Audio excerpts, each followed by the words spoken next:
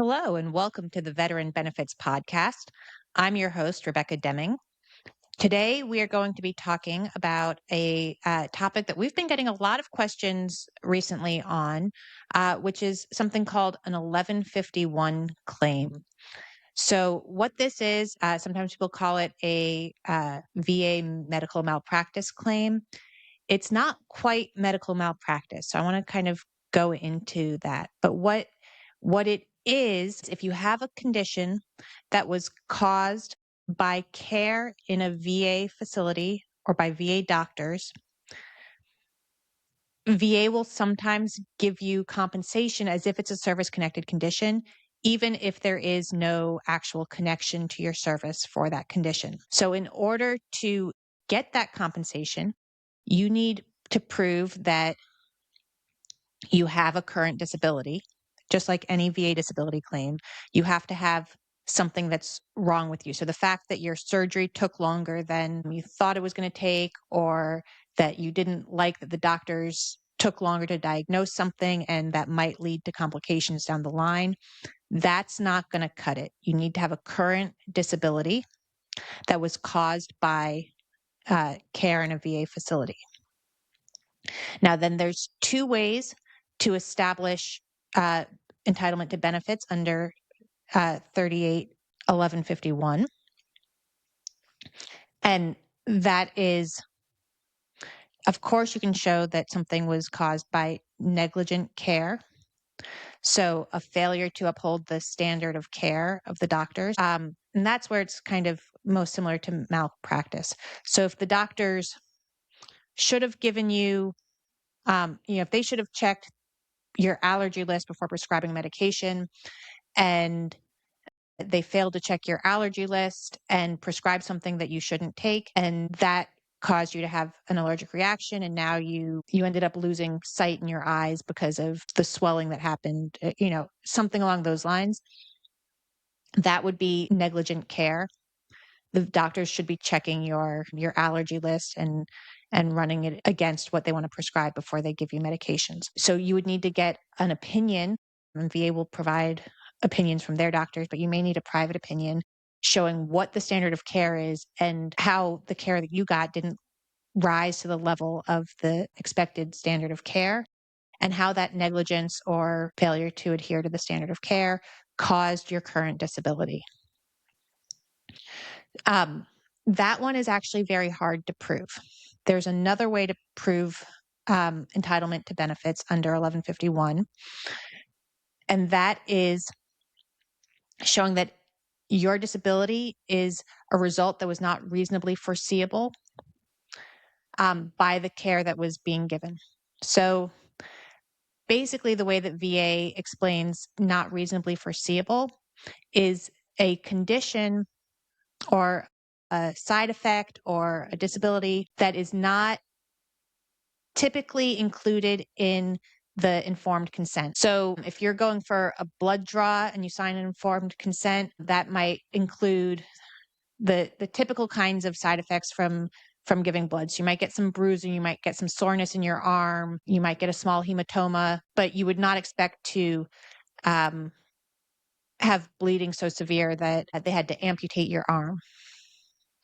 That would be a result not reasonably foreseeable by giving blood. That's kind of a ridiculous example. I hope that nobody gets an amputation because of giving blood. Some other things that we might see for something that's not reasonably foreseeable. So if you have a surgery, it's probably reasonably foreseeable that you're going to have scars after the surgery.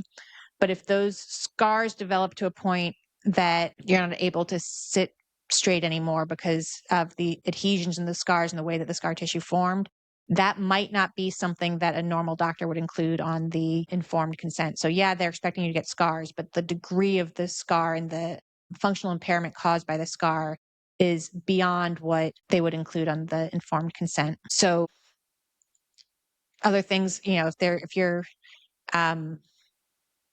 having surgery with robots and the equipment malfunctions and you get burned or something happens, that might not be reasonably foreseeable. It sort of depends on the type of procedure and what the normal side effects that doctors expect from that procedure are. Other ways to show that something's not reasonably foreseeable would be something that happens on the facility, but it's not necessarily caused by the doctors. So if you're going in for an appendectomy and the person who's wheeling your gurney to the surgery room loses control and rams you into the wall and you break your foot, that's an injury that's not something, you're getting abdominal surgery. You wouldn't expect to get a broken foot from abdominal surgery. If you have a slip and fall on a VA facility and get an injury, that could be something, you're going in for to treat your allergies. You wouldn't expect to break your hip while you're treating for allergies. We've had ones where there was an active shooter on a VA facility. And, if you're going in to treat your allergies, you wouldn't expect to get PTSD from uh, getting your allergy medications checked. So those kinds of things are things that are not included on an informed consent. Those are going to entitle you to, if you can show that the injury that you sustained is a current disability and it qualifies for a disability, and that it was caused by the care that you got at a VA facility, or sometimes it can be if VA is responsible for the care. So even if you got sent out to community care, that can sometimes trigger those 1151 claims, and that the disability is a result of either negligence or lack of standard of care of the providers, or is a result not reasonably foreseeable. So we really want to look at what's on the informed consent that you signed when you went in. If you signed an informed consent, if it's something that they even give you informed consents for, and that's going to establish whether you're entitled to disability benefits for an 1151 claim. Once you establish entitlement, VA is going to rate the disability using the same schedule for rating disabilities that they use for service-connected disabilities. So, if you have loss of range of motion because of the way the chiropractor treated you, VA is going to they're going to rate your back condition by taking range of motion measurements. You get the 10% for minimum compensable rating just for painful range of motion or painful motion in your back, and then increased ratings depending on how much the range of motion is limited from that care. So VA is going to use the same rating code. If they prescribed a medication that caused migraines, you're going to look up and that's not a common side effect. Now, if it's a common side effect of the medication, you're kind of out of luck. We get a lot of people who call who, something happened at the VA facility that they're not happy with. It took the doctors a long time to diagnose something. Just because it took the doctors a long time to diagnose something does not necessarily mean that you have an 1151 claim. We have to show that their delay in diagnosing it was negligence or didn't rise to the standard of care or was not reasonably foreseeable, and that their delay in diagnosing it caused the condition to get worse or to develop other side effects and other disabilities because of their delay in diagnosing it. So, I know a lot of people are not always happy with the care that they get. A lot of people are happy with the doctors that they have at VA. I think as a large hospital, they tend to do a pretty good job, but like every hospital, there's going to be some doctors that are better than others. There's going to be some providers that are better than others, and some facilities within the system do a better job at managing care than others. So there are a lot of people that just aren't happy with the care that they've gotten for one reason or another.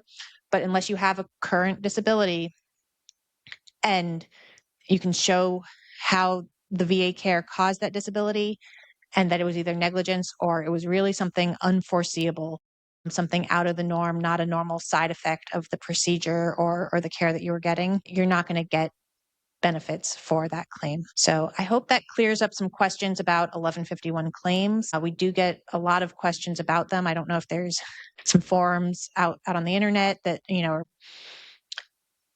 with partial information or misinformation, but I would say they're rare claims. We've been successful at winning them when the person has a claim, but more often than not, when people call us, we'll talk them through exactly what happened and determine that a lot of times they actually don't have a claim for an 1151 for VA compensation. So hope that answers a lot of questions. If you found this helpful, if you have additional questions or comments, please feel free to put them in the comments section. We always look forward to hearing from you. And if you found this information helpful, please like and subscribe. And until next time, I'm Rebecca Deming.